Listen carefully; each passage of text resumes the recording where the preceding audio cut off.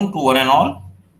This is Dr. Pranay Dute, and today we are going to discuss about a new method. Already we are seeing the radiocarbon dating method. That what is the radiocarbon dating and what how can we calculate the age with the radiocarbon dating. Now today we are going to see about how the OSL dating method can be useful for the um, calculation of the ages. So for the direct age estimation, we use the radiometric method, incremental method. For age equivalence, we use the paleomagnetic tetrachronology. So this is a relative age. Already explained you about what is the direct age estimation and what is the relative age estimation. Two different type of stratigraphy or chronological order we use. Relative means relative to each other. Like Dipanshu is more older or younger than Rahul. Rahul is more elder or younger than the Kritika. So this is what your relativeness are there. Whereas when we are talking about the direct age estimation, that is what direct age estimation is nothing but the I know the exact age of Rahul. That Rahul is a 17-year, 3 month, 24 days old. That is the exact age I know about the Rahul. So that is a direct age estimation. So when we are going for a geological study also,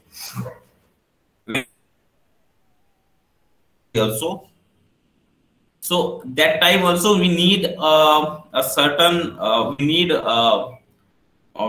to go for a date of that particular dating of that particular sample. So we are going like this only, that yes, the age of this one is it is equivalent to the Gondwana. So age of Gondwana group is 14.6 billion years. So relativeness is there. So, and if you want a direct age estimation or if you want a foolproof age, you have to take this sample to the lab. Okay, on the basis of directly interpretation, you cannot say that the age of this rock is like this and age and this one is like this. So for the estimation of the direct age estimation, you need to take the this sample to the lab only. That is the only method to know the age of the rock. So now we are going to know about the what is the radiometric dating method. What is the radiometric dating method? So in a radiometric dating method, you have a radiocarbon geochronology that we already studied. Uranium series method we already studied. Then you have a fission track which we already studied. Okay, so these 3 to 4 chronology method we already studied from the geometric dating. Okay, geometric dating is nothing but the radiometric dating is nothing but the method of direct estimation of age. Okay, method of direct estimation of age. So all this above, that first 3 is nothing but the on the, or we can say the estimate the age on the basis of your parent daughter element relationship. What is the parent or daughter element relationship? We know that the stable isotope and unstable isotope component. So when there is a any element which is unstable in nature is going to stabilize by decay. That decay process is nothing but the emission of beta, gamma and alpha rays.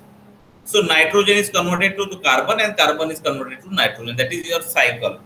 So that is what the radiocarbon geochronology method we use. What is the age of geochronology radiocarbon dating method? The age for the age for this method is 5,700 years. 5,700 something like that, but more or less the same.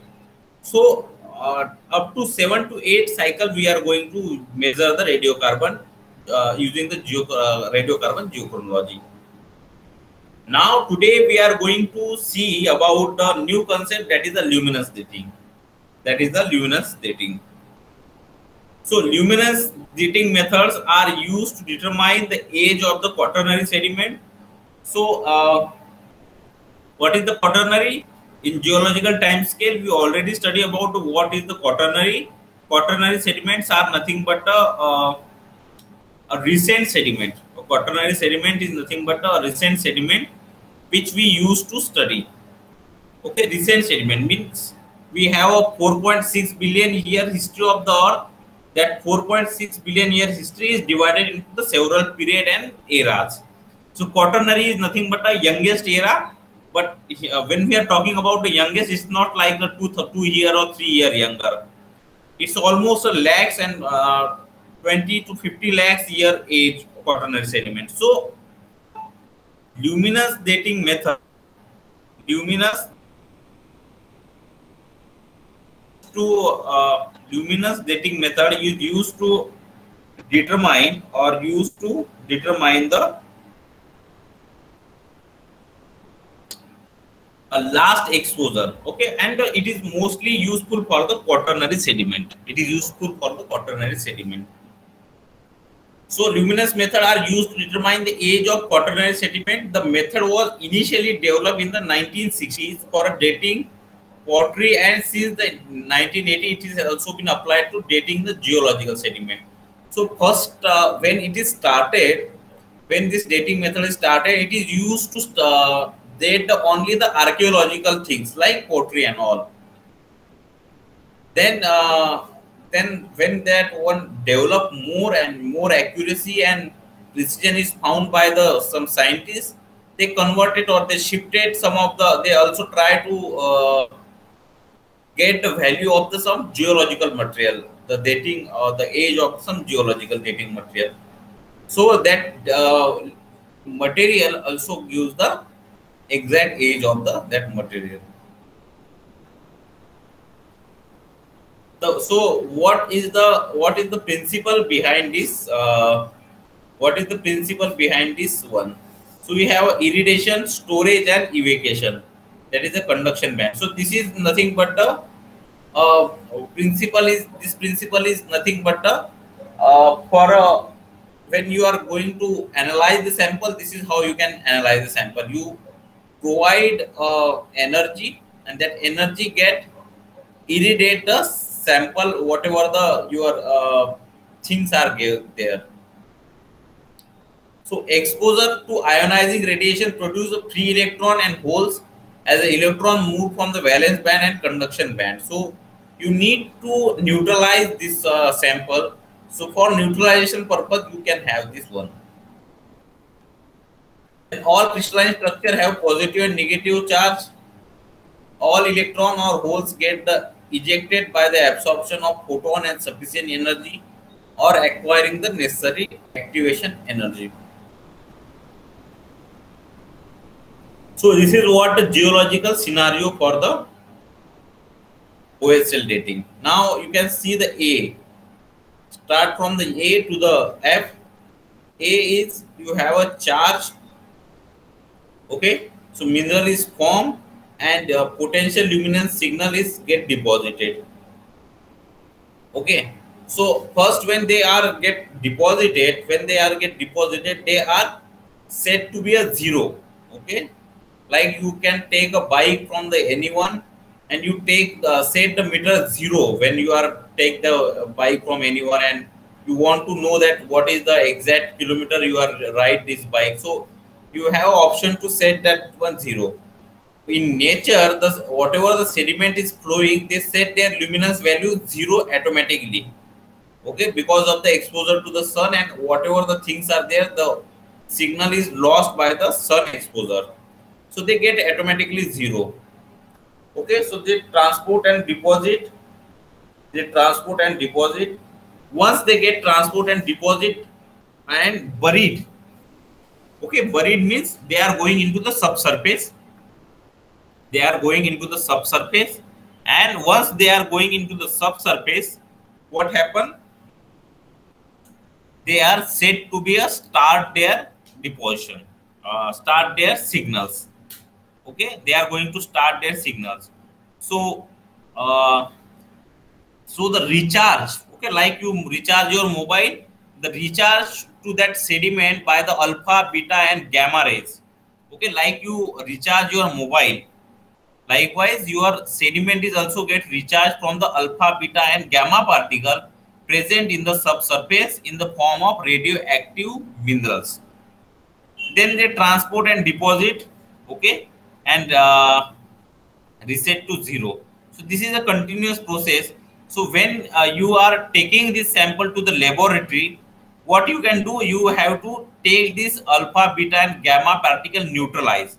You know that what is the dose rate for this alpha, beta, and gamma particle, and by analyzing and by neutralizing this one, you can come to the age. What is the age, exact age of this one? So there is a two type of luminance study. One is thermoluminance. Okay, one is thermoluminance. Optical luminance. TL is not used, means that not much popular among the nowadays method.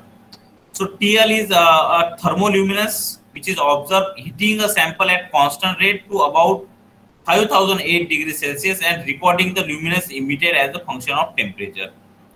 So here you have to heat that sample, whereas in OSL, the recombination of charge which is been optically released from the electron trap with the crystal. So here you have used the recombination of charge, where you have to use the heating things. So this is how you can determine the age. This is how you can determine the age by luminance dating. This is how you can determine the age by the luminance dating. So you have age which equal to paleo dose. Okay. So how many dose you have and divided by the dose rate. Okay. Simply means paleo dose means how many dose you are giving to that one to neutralize this one. And what is the dose rate? Means how many year it has been.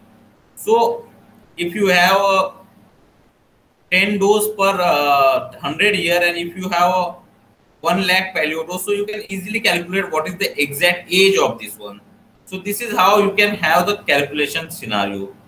The radiation zone, okay, the radiation zone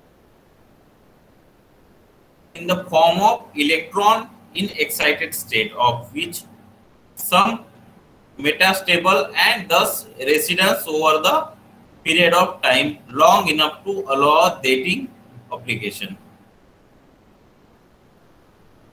Then what is the dose rate? Dose rate is the time unit. Dose rate is the ionizing radiation per time unit at the position of sample within the sediment.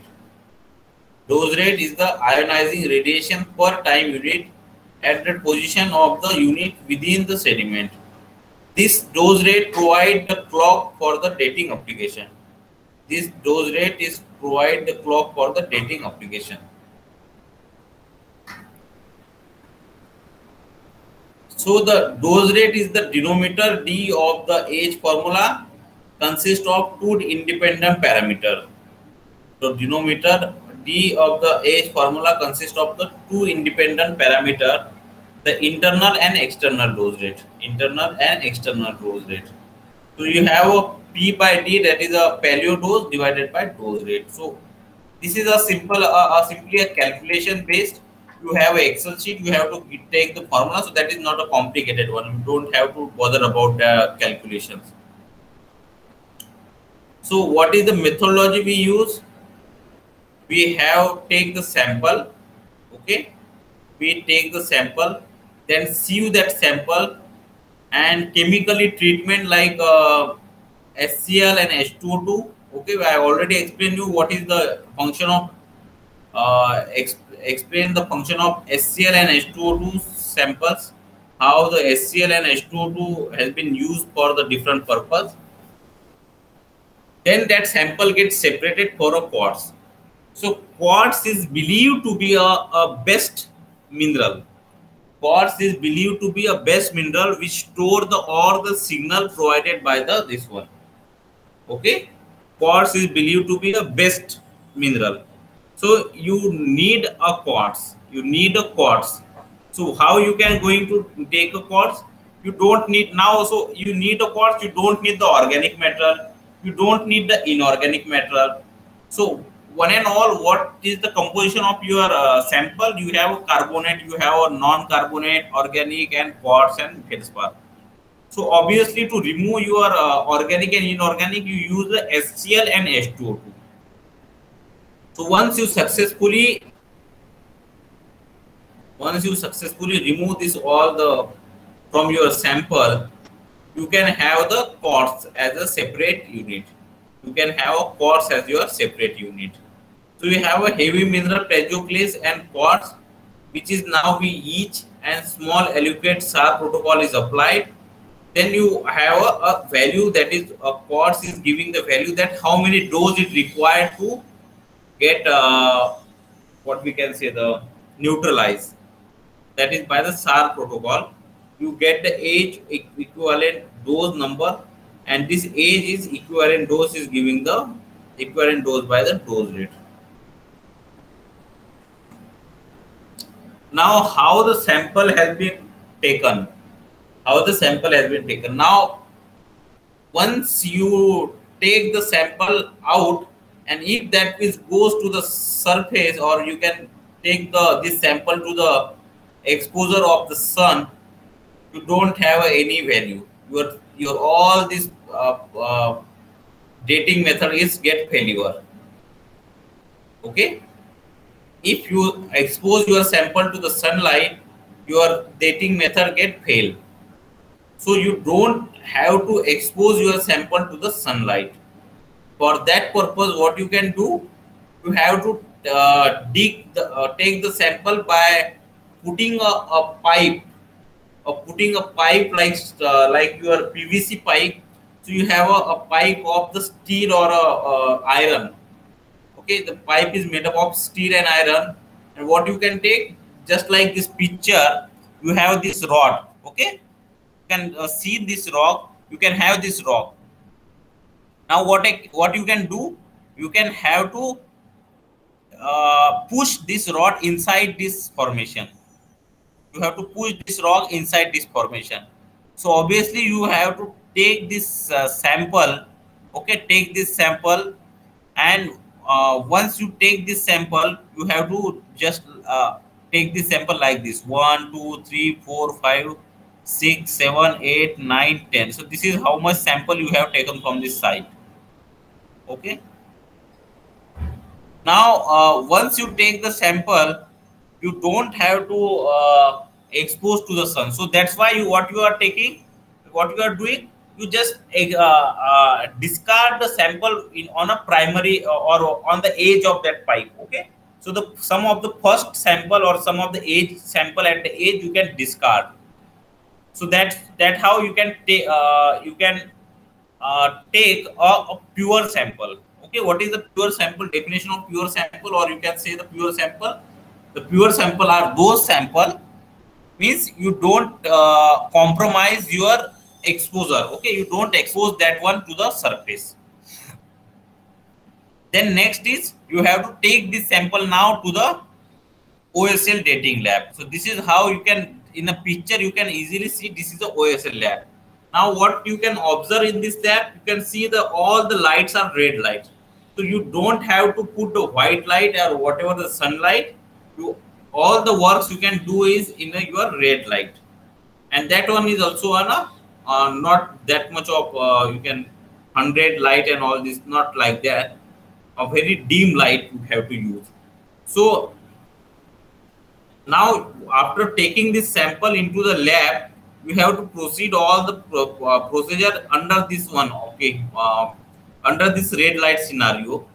And after this, you have to prepare a 52 or something 50 to 60 sub sample for your sample. Mind you that the OSL cannot give you the reading on the basis of one sample only. It takes the cumulative value of 50 to 60 sample analysis. So you have to prepare the 50 to 60 sample and prepare 50 to 60 sample and put this one into this sample unit. This is an auto sampler, or you can say the sampling unit. Now after all this one, after putting the sample in this disc-like shape, okay, in disc-like shape, you put the sample of 52 to 60 sample you have put there, and now you can have to put this inside the machine for the calculation. So how many days is required to neutralize this sample to the original position? On that one basis you can have the age. So this is what the comparison chart. This is what the chart of different radiometric dating method. A comparative chart of different carbon 14 giving you the up to the 60,000 year age. Luminous dating method will be give you the 1,00,000 year age, up to 1,00,000 year age. So this is what the range of the this different climate, different radiometric dating methods like luminous, carbon 14, fission track, potassium, uranium. So this is what the different kind of method we use. So now we are going to take a case study from the one of the European country. The paper name is Perkins and Rhodes, used to multicolor electric methodology to date the Sandy River. So this all the studies has been already been in Asia, Thar Desert line, extreme age of Sahara, Arabian belt. So all this sample is already been done for the radiocarbon dating.